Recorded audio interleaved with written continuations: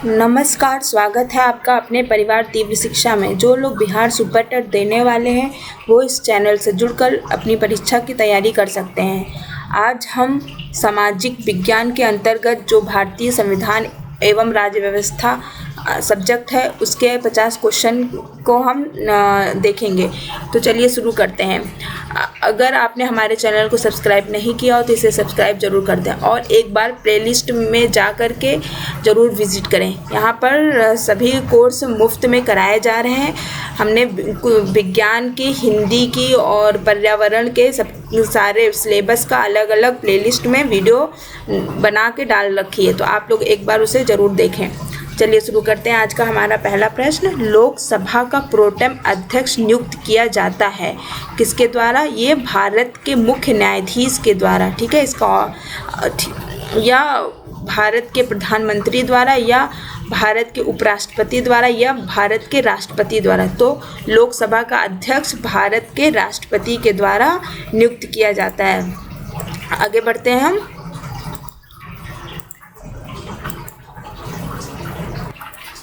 लोकसभा में भारत के राष्ट्रपति द्वारा एंग्लो इंडियन समुदाय के कितने सदस्य मनोनीत होते हैं?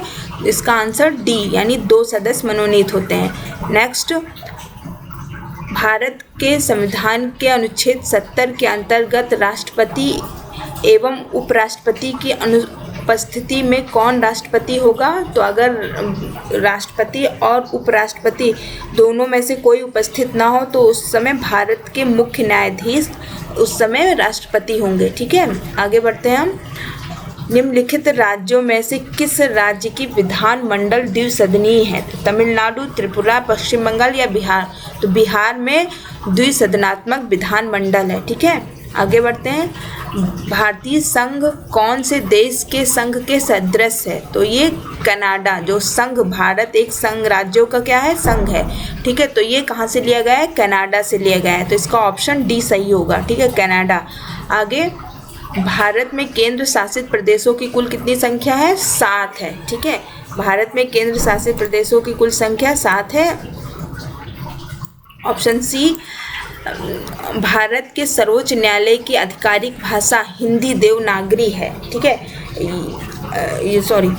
भारत के सर्वोच्च न्यायालय की आधिकारिक भाषा क्या है? अंग्रेजी है, ठीक है, ठीक है। न्यायालय में अगर किसी भी भाषा में अपवाद हो या गलत टाइपिंग मिस्टेक हो तो किसको वैधता दी जाएगी? अंग्रेजी को। तो भारत के सर्वोच्च न्यायालय की आधिकारिक भाषा क्या है?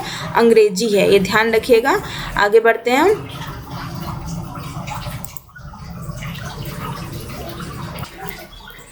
भारत में राजनीतिक दलों को मान्यता दी जाती है किसके द्वारा? भारतीय निर्वाचन आयोग के द्वारा भारत में राजनीतिक दलों को मान्यता दी जाती है, ठीक है। Option D. नेक्स्ट, भारत का निर्वाचन आयोग है क्या है? संवैधानिक संस्था है। भारत का निर्वाचन आयोग एक संवैधानिक संस्था है, ठीक है। ऑप्शन डी इसका सही होगा। नेक्स्ट है, भारत में सूचना का अधिकार किस वर्ष में पारित किया गया? तो इसका ऑप्शन सी, 2005 में, ठीक है।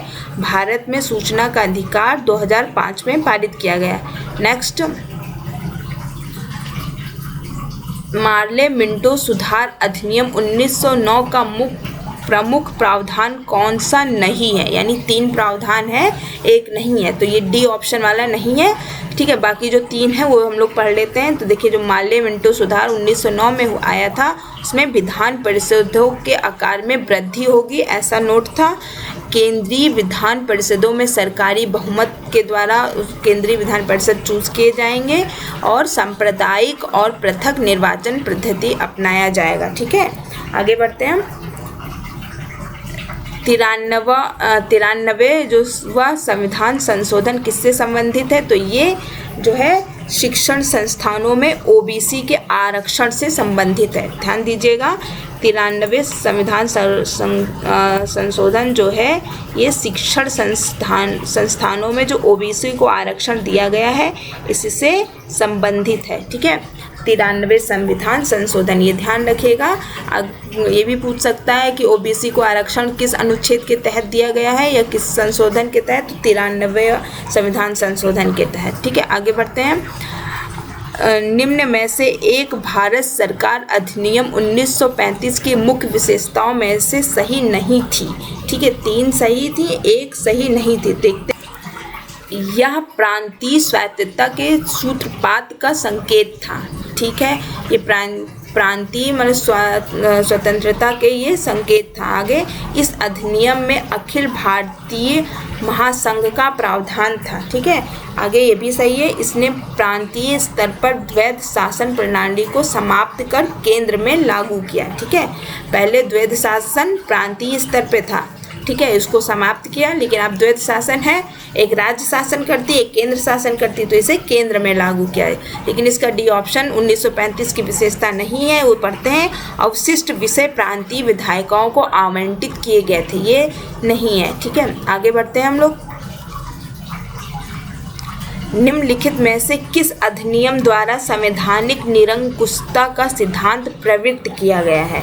ठीक है, लैंग्वेज आप लोगों को टफ लग रही होगी, लेकिन ध्यान रखिएगा, उसमें साफो लिखा है कि इसका लेवल इंटर या ग्रेजुएशन के लेवल के क्वेश्चन आएंगे। ठीक है, कठिनाई का स्तर जो पूछने का होगा। ठीक है, तो हम लोग घबराएंगे नहीं और धीरे धीरे आहिस्ते से सुनते जाएंगे, पढ़ते जाएंगे। फिर से पढ़ लेते हैं हम। निम्नलिखित में से किस अधिनियम द्वारा संवैधानिक निरंकुशता का सिद्धांत प्रवृत्त किया गया है? तो संवैधानिक निरंकुशता 1935 का भारत सरकार अधिनियम। ठीक है, ऑप्शन सी होगा इसका सही। नेक्स्ट, 1973 का रेगुलेटिंग एक्ट अधिनियम पहला कदम था जिसने, ठीक है, ये भी क्वेश्चन आ सकता है कि रेगुलेटिंग एक्ट कब आया, तो 1973 में। ठीक है, इसका पहला कदम क्या था? तो ब्रिटेन की संसद को भारत पर विधि बनाने का अधिकार बल प्राप्त किया ना। ठीक है, यानी हमारे यहाँ के कानून कहाँ पे बनेंगे? ब्रिटेन के संसद में। ठीक है, ऐसा 1773 रेगुलेटिंग एक्ट में ये पहला कदम था। ठीक है, आगे बढ़ते हैं हम लोग। बाकी तीनों गलत थे। आगे, ब्रिटिश सरकार के निम्नलिखित प्रांतों पर विचार कीजिए और उन प्रांतों को पहचानिए जहां 1937 में भारतीय राष्ट्रीय कांग्रेस का मंत्रिमंडल नहीं बना। ठीक है, देखिए, ये 1937 में भारतीय राष्ट्रीय कांग्रेस का मंत्रिमंडल बना था, लेकिन कहाँ पे नहीं बना था उसको हमको पहचानना है। तो इसका आंसर बी होगा, यानी 3 और 4। यानी 3 पे क्या है? बंगाल, और 4 में पंजाब और बंगाल में भारतीय राष्ट्रीय कांग्रेस का मंत्रिमंडल नहीं बना था, और मध्य प्रांत और उड़ीसा में बना था। ठीक है, ये ध्यान समझ में आ गया होगा। आगे बढ़ते हैं हम लोग। निम्नलिखित में से कौन से अधिनियम ने ब्रिटेन में एक ऐसे नियंत्रण बोर्ड की स्थापना का प्रावधान किया जिसके माध्यम से ब्रिटिश सरकार भारत में ईस्ट इंडिया कंपनी के दीवानी, सैनिक और राजस्व संबंधी सभी मामलों पर पूरी तरह नियंत्रण रख सके? इसका आंसर होगा 1784 का पिट्स इंडिया अधिनियम। ठीक है, इसमें क्या हुआ? भारत में ईस्ट इंडिया जो कंपनी है, ये भारत के किसी भी मामले में, ठीक है, जैसे दीवानी का मामला या सैनिक या राजस्व कोई भी मामला हुआ, उस पर इस अधिनियम के तहत ब्रिटेन मतलब अपना नियंत्रण रखने के लिए ये एक्ट लेके आया था। कौन सा? 1784 का पिट्स इंडिया एक्ट। ठीक है, भारत पर धीरे धीरे अधिकार करने का एक्ट कह सकते हैं। आगे बढ़ते हैं हम लोग। निम्नलिखित में से किस अधिनियम में कलकत्ता में सर्वोच्च न्यायालय की स्थापना का प्रावधान किया गया? ठीक है, सबसे पहले सर्वोच्च न्यायालय कहाँ पर बनाया गया? तो कलकत्ता में। तो किस अधिनियम के तहत? ये रेगुलेटिंग एक्ट 1773 के तहत। ठीक है, यही रेगुलेटिंग एक्ट 1773 के अंतर्गत कलकत्ता में सर्वोच्च न्यायालय की स्थापना हुई। ठीक है, आगे बढ़ते हैं हम लोग। ब्रिटिश मिशनरियों को भारत में बसने की अनुमति प्रदान की गई। ठीक है, ब्रिटिश मिशनरियों को भारत में बसने की अनुमति प्रदान की गई किस एक्ट के द्वारा? देखिए, 1813 के चार्टर एक्ट के द्वारा। ठीक है, जो ब्रिटिश मिशनरी थे उन्हें भारत में बसने का अधिकार दिया गया, ये 1813 के चार्टर एक्ट के द्वारा। ठीक है, आगे बढ़ते हैं।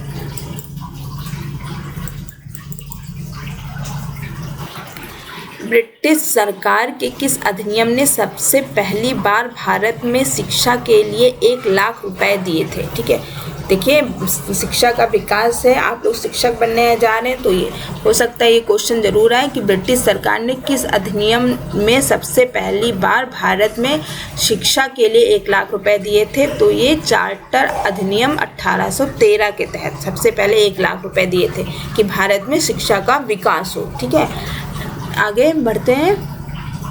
किस अधिनियम ने भारतवासियों को अपने देश के प्रशासन में कुछ हिस्सा लेना संभव बनाया। ठीक है, तो ये अधिनियम कौन सा था? चार्टर एक्ट 1833 ईस्वी। ठीक है, आगे भारतवासियों को अपने देश के प्रशासन में कुछ हिस्सा लेना संभव बनाया, चार्टर एक्ट 1833।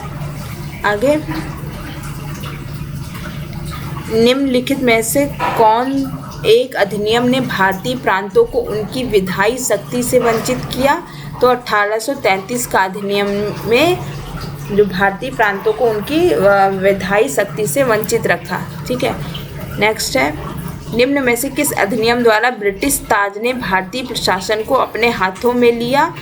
ये 1858 के अधिनियम के द्वारा, ठीक है, ब्रिटिश ताज ने भारतीय प्रशासन को अपने हाथों में ले लिया। ठीक है, कब? 1858 यानी 1857 की क्रांति के बाद जो ब्रिटिश की महारानी ने भारतीय प्रशासन को अपने हाथों में लिया। ठीक है, नेक्स्ट, निम्नलिखित में से भारतीय स्वतंत्रताओं का अधिकार पत्र किसे कहा जाता है? तो इसे महारानी की घोषणा 1858 में हुआ था, इसे ही भारतीय स्वतंत्रताओं का अधिकार पत्र भी कहा जाता है। इससे भारतीय की स्वतंत्रता छीन ली गई है ना। आगे बढ़ते हैं। भारत में प्रतिनिधि सरकार की बुनियादी डाली थी किसने? 1861 के भारतीय परिषद अधिनियम ने भारत में प्रतिनिधि सरकार, ठीक है, प्रतिनिधि का मतलब एक दूसरे के माध्यम से सरकार चलाना, तो 1861 के भारतीय परिषद अधिनियम ने भारत में प्रतिनिधि सरकार की बुनियाद डाली थी। नेक्स्ट, निम्नलिखित में से किस अधिनियम द्वारा भारत में प्रतिनिधि संस्थाएं प्रथम बार प्रारंभ की गई? तो भारत परिषद अधिनियम 1861, अभी हमने पढ़ा है ना, इसी के द्वारा प्रतिनिधि सरकार का प्रारंभ हुआ। नेक्स्ट, निम्नलिखित में से उदारवादियों की कौन सी एक मांग पार्लियामेंटो सुधार में स्वीकार की गई थी? तो वो था परिषदों के आकार का विस्तार। ठीक है, जो परिषद थे उनके आकार में विस्तार हो, इसकी मांग मतलब पार्लियामेंटो सुधार में स्वीकार किया गया था। ठीक है, आगे बढ़ते हैं।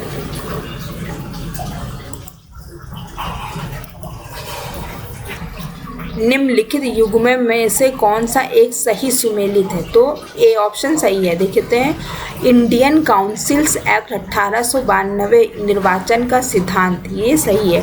नेक्स्ट, भारत सरकार अधिनियम 1919 ने निम्नलिखित में से किसको स्पष्ट रूप से परिभाषित किया? तो केंद्रीय एवं प्रांतीय सरकार को की अधिकारिता को अच्छे से परिभाषित किया। किसने? 1919 अधिनियम ने केंद्र के क्या मतलब केंद्र की क्या शक्ति है और प्रांतीय यानी राज्य की क्या शक्ति है, इसको अधिकारिता प्रदान की गई। ठीक है, आगे बढ़ते हैं। निम्नलिखित अधिनियमों में से किसने भारत में पृथक सांप्रदायिक निर्वाचन का प्राविधान किया? किसने? भारतीय परिषद अधिनियम 1909 या भारत सरकार अधिनियम 1919। तो ये होगा इसका आंसर, भारतीय परिषद अधिनियम 1909 ने सांप्रदायिक निर्वाचन का प्राविधान स्वीकारा। ठीक है, या नेक्स्ट क्वेश्चन है, भारत सरकार अधिनियम 1919 किस पर आधारित था? तो ये मॉन्टेग्यू चेम्सफोर्ड रिपोर्ट पर आधारित था। भारत सरकार अधिनियम 1919 किस पर आधारित था? ये मॉन्टेग्यू चेम्सफोर्ड रिपोर्ट पर आधारित था। नेक्स्ट, केंद्र में कौन सा एक्ट द्विसदनीय विधायिका लाया? ठीक है, जहाँ पर द्विसदनीय विधायिका है ना, बिहार में भी है, तो कौन सा एक्ट लेके आया? 1919 एक्ट। ठीक है, ध्यान रखिएगा, केंद्र में 1919 एक्ट क्या लेके आया कि द्विसदनीय विधायिका। ठीक है, ये वाला आंसर सही होगा। आगे बढ़ते हैं हम लोग। 1919 के एक्ट के अंतर्गत द्वैध शासन से संबंधित कौन सा वाक्य सही है? तो ये उत्तरदायी शासन की ओर प्रथम चरण था, या उत्तरदायी शासन की ओर प्रथम चरण था। ये 1919 के एक्ट का ये कथन सत्य है। आगे बढ़ते हैं हम। प्रांतों में आंशिक उत्तरदायी सरकारें निम्नलिखित में से किस एक एक्ट के अधीन गठित की गई? तो ये